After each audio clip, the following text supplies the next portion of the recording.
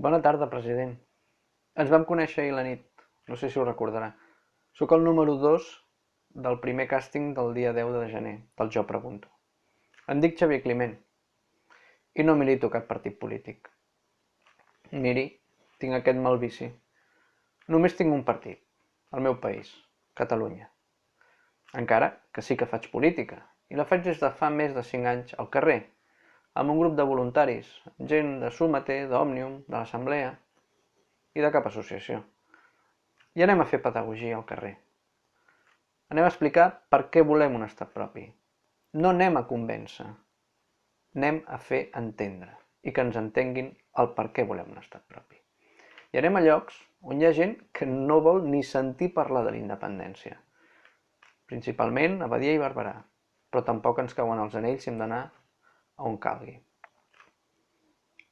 Pensi una cosa, que molts voluntaris tenim dos feines, la remunerada i la vocacional, i és cada dia.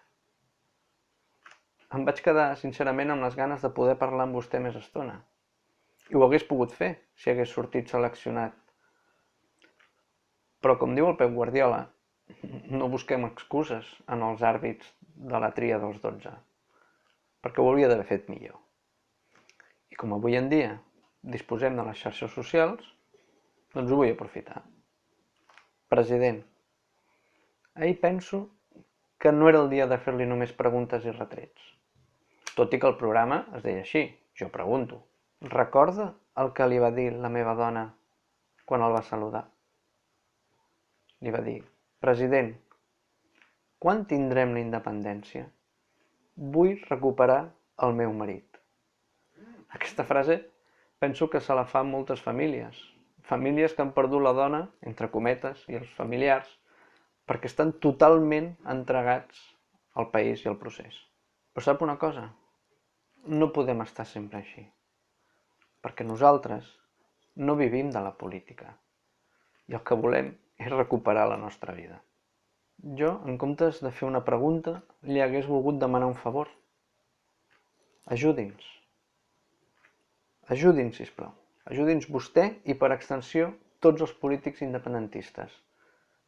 Perquè volem recuperar la nostra vida. Avui era un dia clau. Els pressupostos. La veritat és que no ens importa de qui pot ser la culpa si no s'aproven. Perquè pensem que quan dos volen fer un camí, el mateix camí, al final s'han de trobar i han de trobar les maneres d'arreglar-ho. No volem assenyalar culpables. El que volem són solucions. Però com he dit abans, no hauria d'haver estat ahir un dia només de retrets. Era un dia per donar-li ànims. Molts ànims. Ànims a vostè i que vostè també ens donés a nosaltres, els voluntaris, els lluitadors per la independència. Ànims perquè continuem treballant per al país amb una única compensació, enorme això sí, que és la de fer una república catalana i construir un país millor. Penso que ahir no van sortir representats aquests milers de voluntaris i currants per la República Catalana i que segurament li haguessin dit: tiri endavant, president, tiri endavant, siguin quines siguin les conseqüències, perquè ens calen 10 maciàs per al que ens ve a sobre. Nosaltres estem preparats. No tenim por, ja no tenim por. I per favor, no escolti cants de sirenes interns i externs, que segur que n'hi haurà. Perquè vostè sap tan bé com nosaltres que no estarem protegits i segurs fins a que no siguem un estat propi, lliure i independent. Moltes gràcies.